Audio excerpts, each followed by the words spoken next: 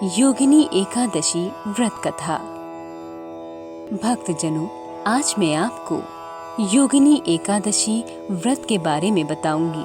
पद्म पुराण के उत्तराखंड में योगिनी एकादशी व्रत कथा का उल्लेख मिलता है। इस व्रत के बारे में ऐसा कहा जाता है कि ये हजारों ब्राह्मणों को भोजन कराने के जैसा उत्तम फल देता है। इस व्रत से समस्त पाप धुल जाते हैं और स्वर्ग की प्राप्ति होती है। आज के दिन भगवान विष्णु को पंचामृत देकर और पीपल पर जल चढ़ाकर पूजा करने का प्रावधान है।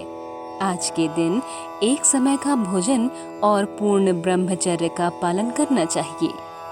आइए सुनते हैं अब व्रत कथा।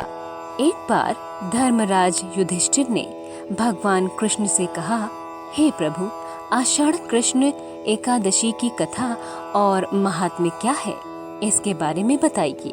तब श्री कृष्ण जी कहने लगे कि आषाढ़ कृष्ण एकादशी का नाम योगिनी है। ये इस लोक में भोग और परलोक में मुक्ति देने वाली है। यह तीनों लोकों में प्रसिद्ध है।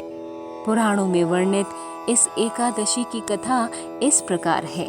अलकापुरी नामक नगरी में कुबेर नाम का एक राजा रहता था।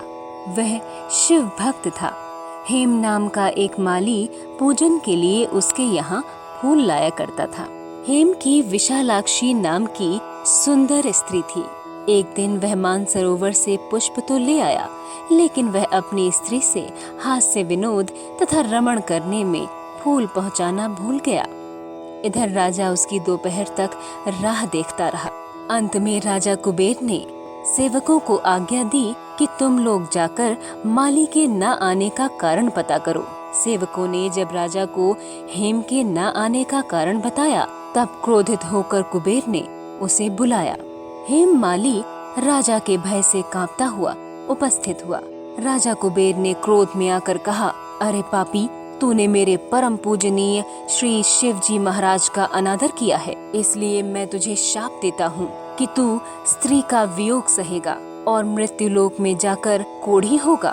कुबेर के शाप से वह उसी क्षण पृथ्वी पर गिर गया। भूतल पर आते ही उसके शरीर में श्वेत कोढ़ हो गया। मृत्यु लोक में आकर माली ने महान दुख भोगे।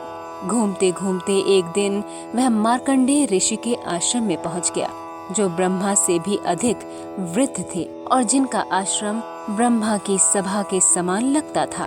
हेम माली वहां जाकर उनके पैरों में पड़ गया। उसे देखकर मार्कंडेय ऋषि बोले, तुमने ऐसा कौन सा पाप किया है जिसके प्रभाव से ये हालत हो गई है? हेम माली ने सारा वृत्तांत कह सुनाया। यह सुनकर ऋषि बोले, तूने मेरे सम्मुख सत्य वचन कहे हैं, इसलिए तेरे उद्धार के लिए मैं एक व्रत बताता हूँ। यदि तू आषाढ़ मास के कृष्ण पक्ष की योगिनी नामक एकादशी का विधि पूर्वक व्रत करेगा तो तेरे सारे पाप नष्ट हो जाएंगे। यह सुनकर हेम माली ने अत्यंत प्रसन्न होकर मुनि को साष्टांग प्रणाम किया। मुनि ने उसे स्नेह के साथ उठाया। हेम माली ने मुनि के कथनानुसार विधि पूर्वक योगिनी एकादशी का व्रत किया। इस व्रत के प्रभाव से अपने पुराने स्वरूप में आकर वह अपनी स्त्री के साथ सुख पूर्वक रहने लगा। तो भक्तों, प्रेम से बोलिए, भगवान विष्णु नारायण की जय।